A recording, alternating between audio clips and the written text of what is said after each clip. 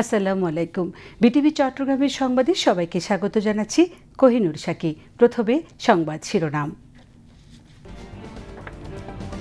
জুলাই জাতীয় সনদ বাস্তবায়নের পদ্ধতি নিয়ে এনসিপির সাথে জাতীয় ঐক্যমত্য কমিশনের বৈঠক। জুলাই সনদ বাস্তবায়নের আদেশ জাতির সামনে উপস্থাপনের দাবি এনসিপির।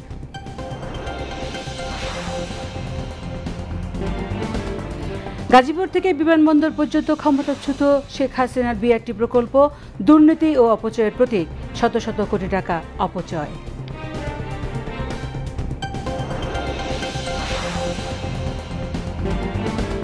শাহজালাল আন্তর্জাতিক বিমানবন্দরে কার্গো ভিলেজে অগ্নিকাণ্ডের ঘটনা তদন্তে চীন সহ 4 দেশের বিশেষজ্ঞদের আমন্ত্রণ জানানো হয়েছে, বললেন স্বরাষ্ট্র উপদেষ্টা।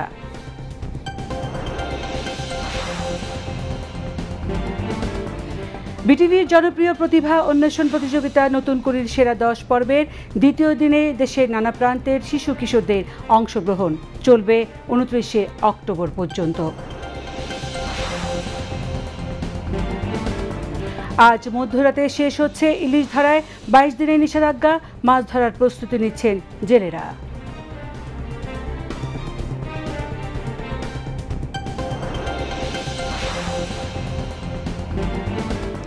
যুদ্ধ পরবর্তী গাজা পরিচালনার ভার একটি স্বাধীন ডেমোক্রেটিক কমিটির হাতে তুলে দিতে সম্মত হামাস সহ ফিলিস্তিনি রাজনৈতিক দলগুলো।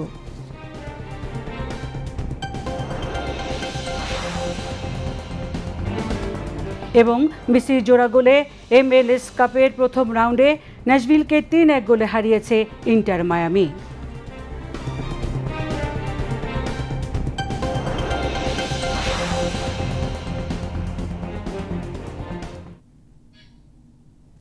এতক্ষণ সংবাদ শিরোনাম শুনলেন, এবারে বিস্তারিত। জুলাই জাতীয় সনদ বাস্তবায়নের পদ্ধতি নিয়ে জাতীয় ঐক্যমত্য কমিশনের সঙ্গে বৈঠক করেছে জাতীয় নাগরিক পার্টি এনসিপি। সকালে জাতীয় সংসদ ভবনে এলডি হলে এক বৈঠক অনুষ্ঠিত হয়। এনসিপি সদস্য সচিব আক্তার হোসেনের নেতৃত্বে 5 সদস্যের একটি প্রতিনিধি দল ঐক্যমত্য কমিশনের সঙ্গে বৈঠক করেন। কমিশনের সহসভাপতি অধ্যাপক ডক্টর আলী রিয়াজ সহ অন্যান্য সদস্যরা বৈঠকে উপস্থিত ছিলেন। আলোচনা শেষে এনসিপি সদস্য সচিব আক্তার হোসেন সাংবাদিকদের বলেন, জুলাই সনদের কার্যকরী আইনি বাস্তবায়নে প্রধান উপদেষ্টা কর্তৃক সাংবিধানিক আদেশ জারির দাবি জানিয়েছেন তারা।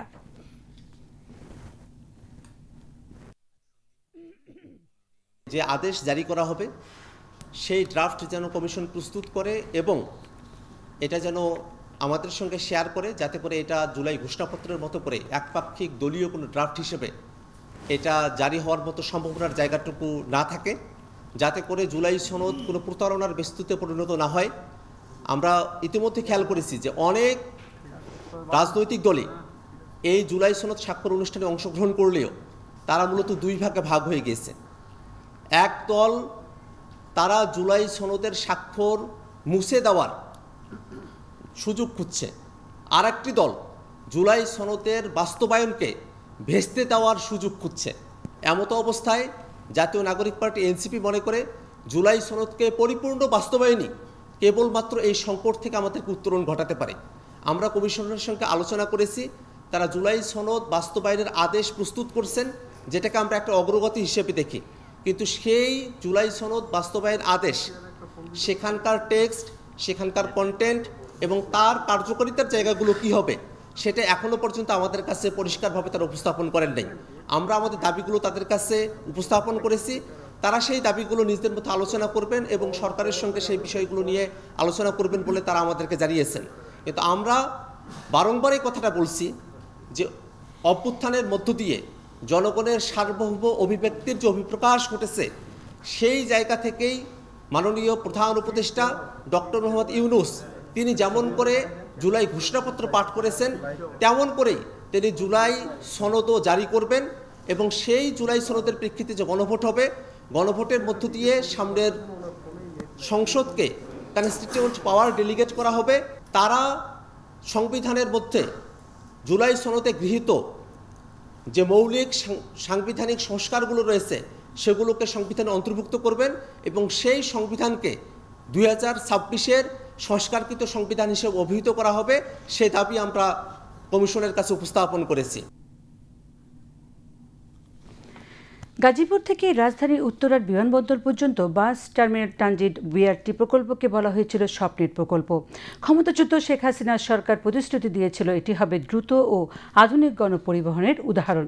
আজ সেটি পরিণত হয়েছে গলার কাঁটায়।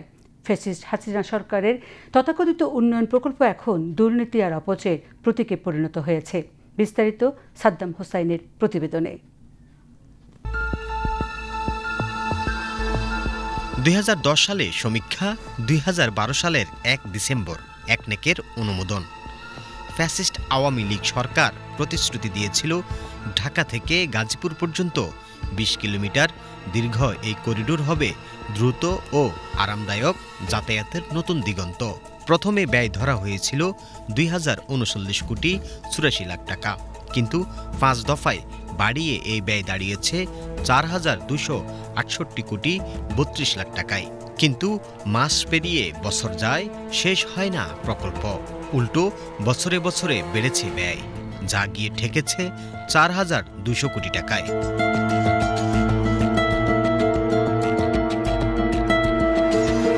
অভিযোগ রয়েছে এই প্রকল্পের বর্ধিত ব্যয়ের আড়ালে ছিল গাজীপুর ও উত্তরার প্রভাবশালী নেতাদের বিশেষ সুবিধা ও কমিশন বাণিজ্য। 2011 সালে গাজীপুর আওয়ামী লীগের নেতা আজমতুল্লাহ খানের প্রধানমন্ত্রীর কার্যালয়ে চিঠি আর পরবর্তী সময়ে সড়ক পরিবহন ও সেতু মন্ত্রণালয়ের সাবেক সচিব MAN সিদ্দিকের পরামর্শে প্রকল্প বাস্তবায়নের সিদ্ধান্ত। সবকিছুতেই প্রশ্ন উঠেছে।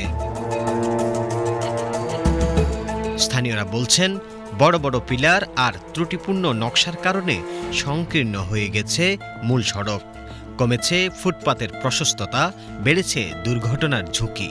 নিচে যানজট, উপরেও যানজট, যাত্রীদের জীবন হাতে নিয়ে মাঝের স্টেশনে যেতে হয়। ভুল ইউটার্ন আর ভুল স্টেশন নকশায় বাসগুলো দাঁড়িয়ে থাকে ঘন্টার পর ঘন্টা। সেই সঙ্গে বেড়েছে ছিনতাইকারীর দৌরাত্ম্য।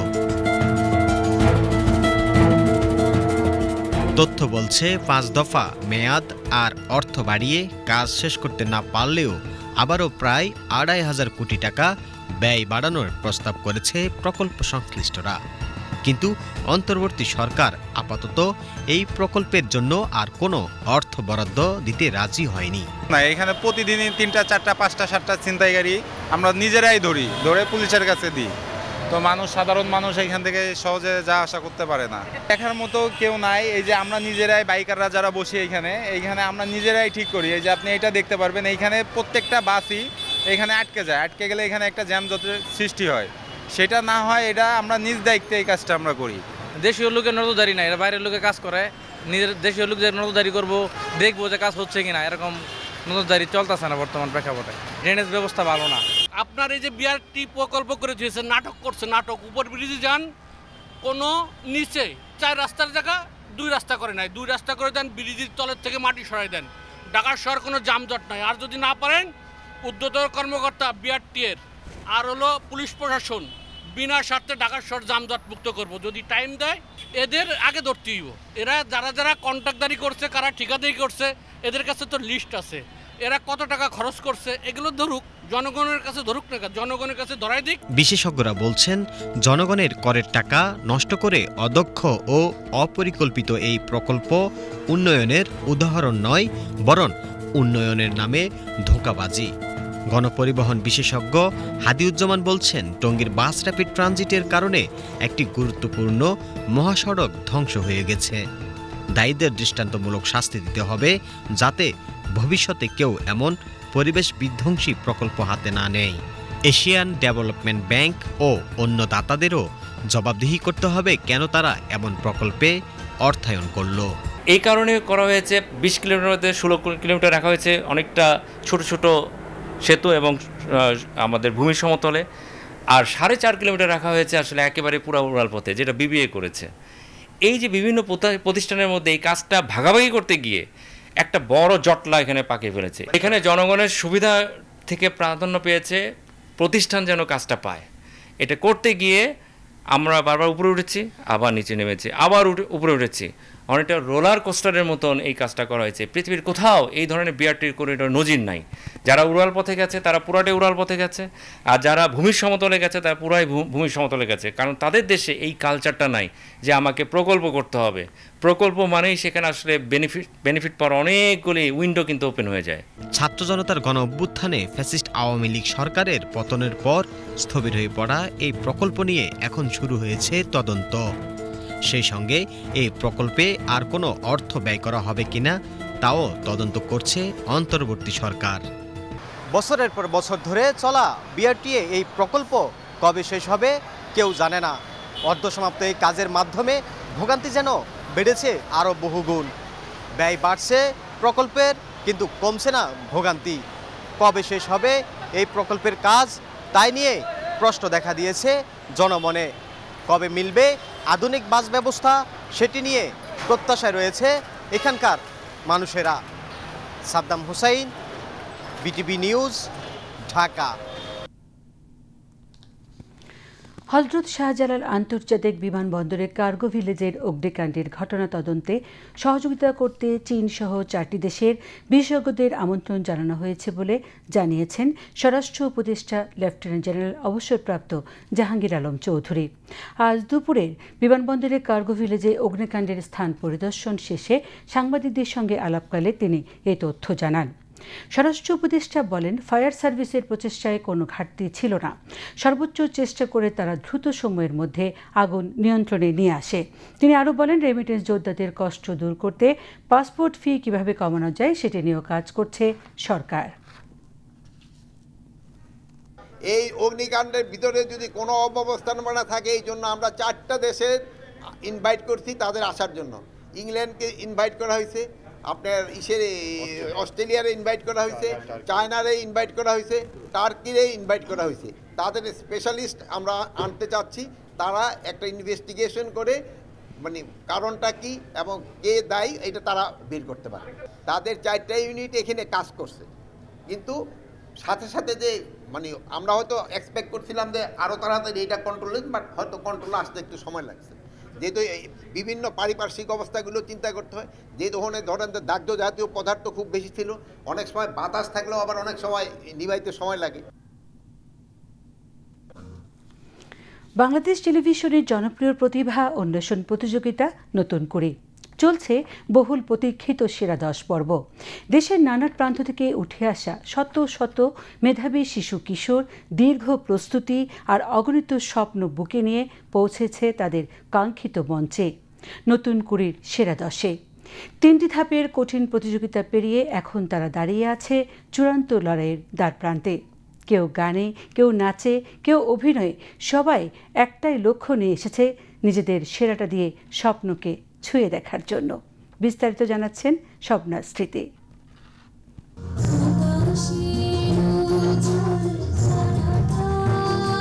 শুরু হয়ে গেছে নতুন করে সেরা 10 পর্ব। দেশব্যাপী বাছাই ও চূড়ান্ত নির্বাচনের পর এবার মূল মঞ্চে 279 জন প্রতিযোগী। অভিনয়, নাচ, আধুনিক ও নজরুল সঙ্গীত এই 4 বিষয়ে চলছে দ্বিতীয় দিনের সেরা 10 পর্বের প্রতিযোগিতা। দ্বিতীয় দিনে অংশ নিয়েছেন 43 জন প্রতিযোগী।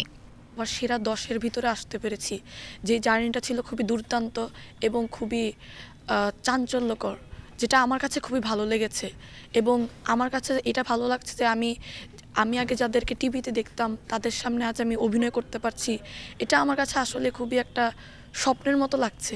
আজকে আমার অভিনয়ের মূলত বিষয়বস্তুটা হচ্ছে আমি এই গেটআপে দেখাচ্ছি যে ভাষা কিভাবে আবিষ্কৃত হলো এবং কিভাবে সেটা পরবর্তীতে আদিমকালের ভাষা থেকে বাংলা ভাষায় রূপান্তরিত হলো। এতগুলো পর্ব পার করে যে সে সেরা 10-এ আসছে, এটাই আসলে আমাদের কাছে অনেক বড় পাওয়া। এত দূর পর্যন্ত আবার নতুন করিতে আসলো, এটা আমি তো আসলে অভিভাবক হিসেবে বলি, এই অনুভূতিটা আসলে ভাষায় প্রকাশ করার মতো না। এখন শুধু আল্লাহর কাছে দোয়া করতেছি ও যাতে যেই মনোবাসনা নিয়ে আসছে এখানে, তার মনোবাসনা আল্লাহ যাতে পূরণ করে। তাকে নিয়ে আমার স্বপ্ন, সে ভবিষ্যতে লেখাপড়ার পাশাপাশি সে সাংস্কৃতিক জগতে অভিনয় করবে, এটা আমার খুব আশা আর কি। বাচ্চাদের মুখে একদিকে আনন্দ, অন্যদিকে রয়েছে চিন্তা। নিজের পারফরমেন্স দিয়ে বিচারকদের মুগ্ধ করার চেষ্টা সবারই। আমার একটু ভয় লেগেছিল, তবে আমি যে এত দূর আসতে পারবো এটা আমি কখনো ভাবতে পারিনি। আমার খুবই ভালো লাগছে। এই সেরা পাঁচে অবস্থান না করতে পারলে সেই ঘাটতিটা পূরণ করে সামনের বছর আবার নতুন করে দেওয়ার চেষ্টা করব। আসতে পেরে আমার খুবই ভালো লেগেছে, এতগুলো রাউন্ড পেরিয়ে যে আমি এই পর্যন্ত আসতে পেরেছি, এটাতে আমি অনেক খুশি।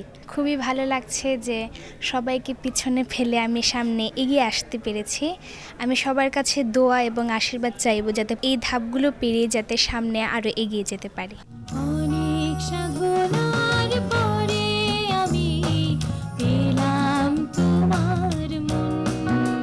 আগামী 29 অক্টোবর পর্যন্ত চলবে এই সেরা 10 পর্ব। এখান থেকে প্রতিটি বিষয়ে নির্বাচিত সেরা 5 জন করে প্রতিযোগী অংশ নেবে গ্রুমিং ও ফাইনাল পর্বে। স্টেজের সাজসজ্জা আর বাচ্চাদের উৎসাহ সব মিলিয়ে প্রাণবন্ত এক পরিবেশ নতুন কুড়ির স্টুডিওতে। বিচারকরাও মুগ্ধ শিশু কিশোরদের অসাধারণ পরিবেশনায়। সবচেয়ে বড় কথা, এই প্রক্রিয়াটা চলতে থাকলে যে কোনো বাচ্চারাই যখন তারা গান শিখবে, আগামীতে পরিবেশন করবে, এটা একটা বিশাল প্ল্যাটফর্ম হিসেবে কাজ করবে। সবাই তো তার যার যার জায়গা থেকে সর্বোচ্চ ভালো দেওয়ার চেষ্টা করছে। আশা করছি দারুণ কিছু কণ্ঠ, দারুণ কিছু গায়কী, দারুণ কিছু শিল্পী এই প্ল্যাটফর্মের মাধ্যমে উঠে আসবে। সবাই খুব ভালো করছে, ভালো গাচ্ছে নিঃসন্দেহে।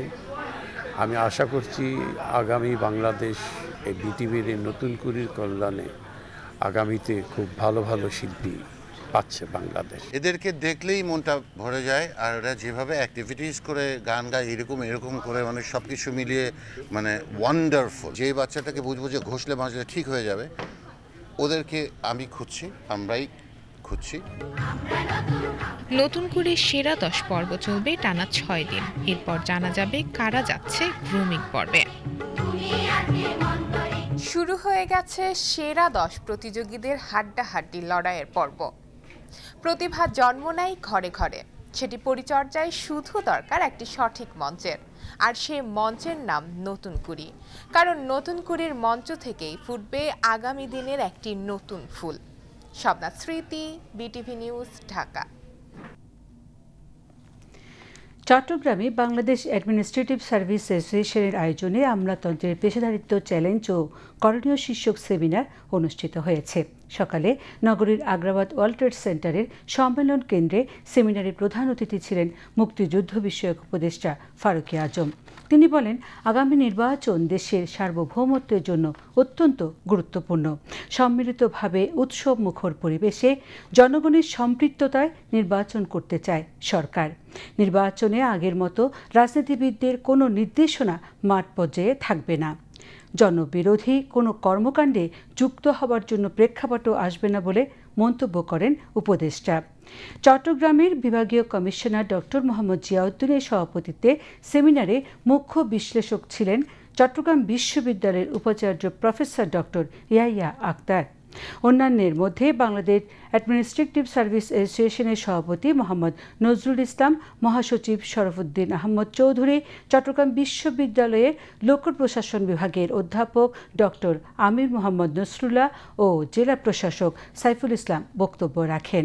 সেমিনারে মূল প্রবন্ধ উপস্থাপন করেন স্বরাষ্ট্র মন্ত্রণালয়ের যুগ্ম সচিব ডক্টর মোহাম্মদ মিজানুর রহমান। আজ মধ্যরাতে শেষ হচ্ছে ইলিশের প্রজনন মৌসুমে মাছ ধরায় 22 দিনের নিষেধাজ্ঞা। নদীতে নামার প্রস্তুতি নিচ্ছেন উপকূলীয় জেলার কয়েক লাখ জেলে। মাছ ধরার জাল, নৌকা ও ট্রলার মেরামত করছেন তারা। মেঘনা ও তেঁতুলিয়া নদীতে প্রস্তুত রয়েছে সারি সারি নৌকা আর ট্রলার। জেলারা জানান, প্রতি মৌসুমে ধার দেনা করে জাল ও নৌকার কাজ করতে হয় তাদের। নদীতে মাছ পেলে ঋণের টাকা পরিশোধ করতে চান মাছ ধরায় অপেক্ষায় থাকা এই জেলেরা। নিষেধাজ্ঞার সময় উপকূলীয় জেলাগুলোতেও শত শত জেলেকে আটক ও বিপুল পরিমাণ জাল জব্দ করেছে মৎস্য বিভাগ ও কোস্টগার্ড। এবারে আন্তর্জাতিক খবর।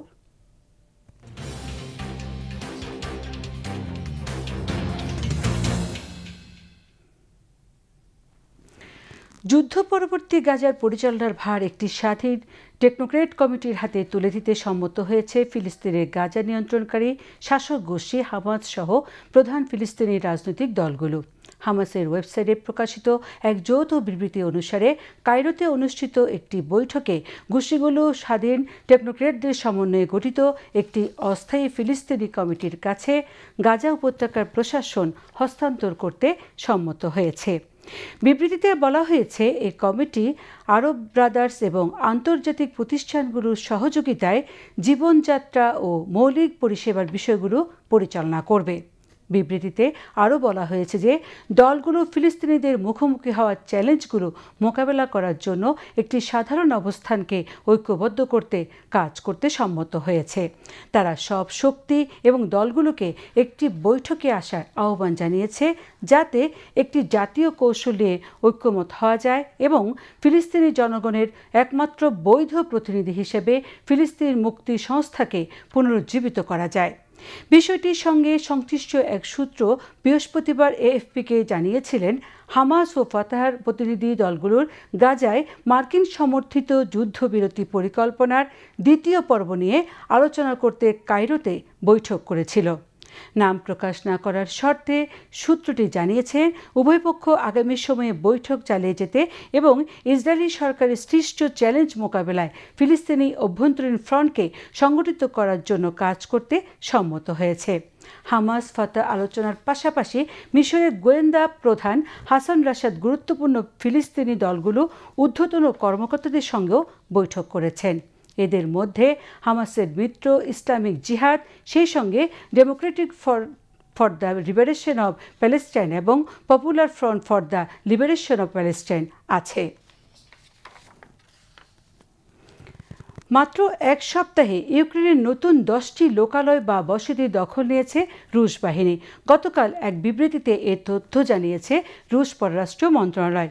বিবৃতি অনুযায়ী দখলকৃত নতুন এলাকাগুলো ইউক্রেনের দনেৎস্ক, দিনিপ্রোপেট্রোভস্ক, কারভিকিভ ও জাপোরিজিয়া প্রদেশের। গত 17 অক্টোবর থেকে 24 অক্টোবর এই 7 দিনে এই লোকালয়গুলো দখল করেছে রুশ বাহিনী।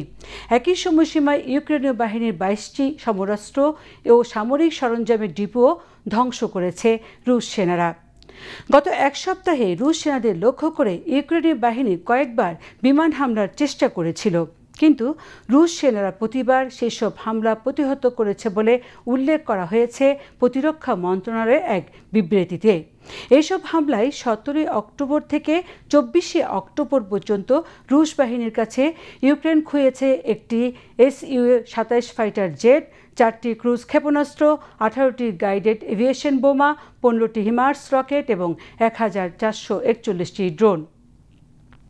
রুশ প্রতিরক্ষা মন্ত্রণালয়ের এক বিবৃতির ব্যাপারে এখনও কোনো প্রতিক্রিয়া জানায়নি ইউক্রেন। গত 3 বছরে ইউক্রেনের দনেৎস্ক, লুহানস্ক, জাপোরিজিয়া ও খেরসন প্রদেশের দখল নিয়েছে রুশ বাহিনী। এই প্রদেশগুলোর সম্মিলিত আয়তন ইউক্রেনের মোট ভূখণ্ডের 10%।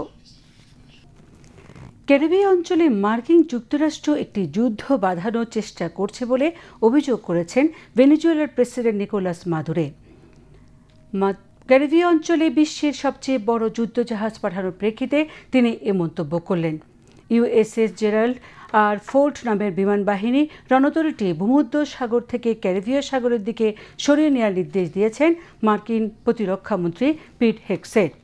যুদ্ধজাহাজের পাশাপাশি পারমাণবিক সাবমেরিন এবং F-35 যুদ্ধ বিমানও পাঠানো হচ্ছে। ক্যারিবীয় অঞ্চলে সামরিক উপস্থিতি বিষয়ে যুক্তরাষ্ট্র বলছে মাদক কারবারিদের লক্ষ্য করে তারা সেখানে শক্তি বৃদ্ধি করছে। মার্কিন প্রতিরক্ষামন্ত্রী বলছেন মাদক সন্ত্রাসীদের একটি নৌকায় বিমান হামলায় 6 জন নিহত হয়েছে। চীন ও যুক্তরাষ্ট্র শনিবার মালয়েশিয়ার রাজধানী কুয়ালালামপুরে তাদের সর্বশেষ বাণিজ্য আলোচনা শুরু করেছে। দক্ষিণ কোরিয়ার দুই দেশের শীর্ষ নেতাদের বহুল প্রত্যাশিত বৈঠকের আগে এই আলোচনা অনুষ্ঠিত হচ্ছে। চীনের বাণিজ্য মন্ত্রণালয় জানিয়েছে দেশটির উপপ্রধানমন্ত্রী হে লিফিংয়ের নেতৃত্বাধীন প্রতিনিধি দল সোমবার পর্যন্ত মালয়েশিয়ায় অবস্থান করবে এবং যুক্তরাষ্ট্রের সঙ্গে আলোচনা করবে। বিশ্বের 2 বড় অর্থনীতির দেশ নিজেদের মধ্যে শুল্ক আরোপ সংক্রান্ত দ্বন্দ্ব আর বাড়াতে চায় না। যুক্তরাষ্ট্রের প্রেসিডেন্ট ডোনাল্ড ট্রাম্প আগামী বৃহস্পতিবার দক্ষিণ কোরিয়ায় চীনের প্রেসিডেন্ট শি জিনপিং এর সাথে বৈঠক করবেন বলে আশা করা হচ্ছে। ট্রাম্প স্পষ্ট করে বলেছেন তিনি চীনের সাথে একটি ভালো বাণিজ্য চুক্তি করতে এবং চলমান শুল্ক যুদ্ধের অবসান ঘটাতে চান। আগামী 31শে অক্টোবর শুরু হবে Asia Pacific economic cooperation epic সম্মেলন। এই সম্মেলনের ফাঁকে ট্রাম্প সি বৈঠকটি হওয়ার কথা রয়েছে। আবারও দেশের খবর। জুলাই জাতীয় সনদ বাস্তবায়ন আদেশ জারি সহ 5 দফা দাবিতে চট্টগ্রামে মহানগরীতে জামায়াতে ইসলামের উদ্যোগে এক সমাবেশ অনুষ্ঠিত হয়েছে। বিকেলে নগরীর বহদ্দারহাট মোড়ে মহানগরীর ভারপ্রাপ্ত আমির মোহাম্মদ নজরুল ইসলামের সভাপতিত্বে ও সেক্রেটারি অধ্যক্ষ মোহাম্মদ নুরুল আমিনের পরিচালনায় অ্যাসিস্ট্যান্ট সেক্রেটারি মোহাম্মদ উল্লাহ, সাংগঠনিক সম্পাদক অধ্যক্ষ শামসুজ্জামান হেলালি, মহানগর শ্রমিক কল্যাণ ফেডারেশনের সভাপতি SM লুৎফুর রহমান সহ দলীয় নেতৃবৃন্দ বক্তব্য রাখেন। পরে একটি মিছিল বহদ্দারহাট মোড় থেকে মুরাদপুর প্রদক্ষিণ করে। চট্টগ্রামে হাবিবুল হক হিমোফিলিয়া ফাউন্ডেশনের উদ্যোগে হিমোফিলিয়া রোগীদের জন্য দিনব্যাপী চিকিৎসা সেবা ক্যাম্প অনুষ্ঠিত হয়েছে। নগরীর উত্তর কাঠুলি মুন্সিপাড়ায় Lions club of Chittagong Karnaphuli elite ও Leo club of Chittagong Karnaphuli এলিটের সহায়তায় আয়োজিত ক্যাম্পে হিমোফিলিয়া রোগীদের প্রয়োজনীয় চিকিৎসা সেবা ও পরামর্শ প্রদান করা হয়। এতে প্রধান অতিথি ছিলেন লায়ন্স জেলা governor Mosleuddin Ahmed Apu. Lions club of Chittagong কর্ণফুলীর প্রেসিডেন্ট মোহাম্মদ নুরুল আকবর কাজলের সভাপতিত্বে অন্যান্যের মধ্যে প্রাক্তন জেলা গভর্নর কোহিনুর কামাল, প্রথম ভাইস জেলা গভর্নর মোহাম্মদ কামরুজ্জামান লিটন, দ্বিতীয় ভাইস জেলা গভর্নর আবু বক্কর সিদ্দিকী ও লায়ন রোকেয়া উদ্বোধনী অনুষ্ঠানে বক্তব্য রাখেন। এবারে খেলার খবর।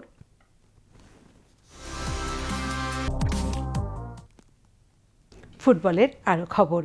চট্টগ্রামে বাংলাদেশ জেলা ও বিভাগীয় ক্রীড়া সংগঠন অ্যাসোসিয়েশনের ব্যবস্থাপনায় অনুষ্ঠিত হয়েছে জিয়া ফুটবল টুর্নামেন্ট। জেলা স্টেডিয়ামে জাতীয়তাবাদী ক্রীড়া সহযোগিতায় আয়োজিত টুর্নামেন্টে টাইব্রেকারে হলুদ দলকে হারিয়ে চ্যাম্পিয়ন হয় নীল দল। পরে বিজয়ীদের মাঝে পুরস্কার বিতরণ করেন বিএনপির জাতীয় স্থায়ী কমিটির সদস্য আমির খসরু মাহমুদ চৌধুরী। এর আগে টুর্নামেন্টের উদ্বোধন করেন বাংলাদেশ জাতীয় ফুটবল দলের সাবেক অধিনায়ক ও বিএনপির ক্রীড়া সম্পাদক আমিনুল হক।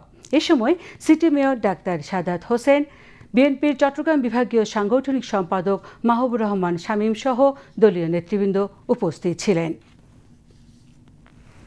এবারে আবহাওয়ার খবর।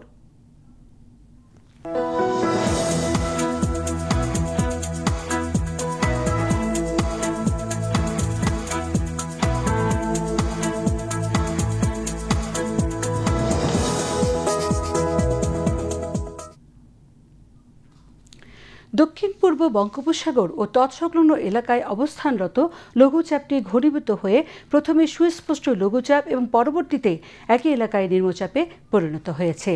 এটি আজ সকাল 6টায় চট্টগ্রাম সমুদ্র বন্দর থেকে 1320 কিলোমিটার দক্ষিণে, কক্সবাজার সমুদ্র বন্দর থেকে 1245 কিলোমিটার দক্ষিণে, মংলা সমুদ্র বন্দর থেকে 1320 কিলোমিটার দক্ষিণে এবং পায়রা সমুদ্র বন্দর থেকে 1270 কিলোমিটার দক্ষিণে অবস্থান করছিল। এটি আরও পশ্চিম উত্তর পশ্চিম দিকে অগ্রসর ও ঘনীভূত হয়ে ঘূর্ণিঝড়ে পরিণত হতে পারে। নিম্নচাপ কেন্দ্রের 44 কিলোমিটারের মধ্যে বাতাসের একটানা সর্বোচ্চ গতিবেগ ঘন্টায় 40 কিলোমিটার, যা দমকা অথবা ঝড়ো হওয়ার আকারে ঘন্টায় 50 কিলোমিটার পর্যন্ত বৃদ্ধি পাচ্ছে। নিম্নচাপ কেন্দ্রের নিকটবর্তী এলাকায় সাগর উত্তাল রয়েছে। চট্টগ্রাম, কক্সবাজার, মংলা ও পায়রা সমুদ্র বন্দর সমূহকে 1 নম্বর দূরবর্তী সতর্ক সংকেত, আমি আবারও বলছি 1 নম্বর দূরবর্তী সতর্ক সংকেত দেখাতে বলা হয়েছে। উত্তর বঙ্গোপসাগর ও গভীর সাগরে অবস্থানরত সকল মাছ ধরার নৌকা ও ট্রলারকে পরবর্তী নির্দেশ না দেওয়া পর্যন্ত উপকূলের কাছাকাছি এসে সাবধানে চলাচল করতে বলা হয়েছে। এদিকে পতেঙ্গা আবহাওয়া অফিস জানিয়েছে আগামীকাল সন্ধ্যা 6টা পর্যন্ত চট্টগ্রাম এবং পার্শ্ববর্তী এলাকায় আকাশ আংশিক মেঘলা অথবা সাময়িকভাবে মেঘাচ্ছন্ন থাকতে পারে। সেই সাথে অস্থায়ীভাবে 2-1 জায়গায় হালকা থেকে মাঝারি ধরনের বৃষ্টি অথবা বজ্রসহ বৃষ্টিপাতেরও সম্ভাবনা রয়েছে। দিন ও রাতের তাপমাত্রা প্রায় অপরিবর্তিত থাকতে পারে। পরবর্তী 24 ঘন্টায় আবহাওয়ার সামান্য পরিবর্তনের সম্ভাবনা রয়েছে।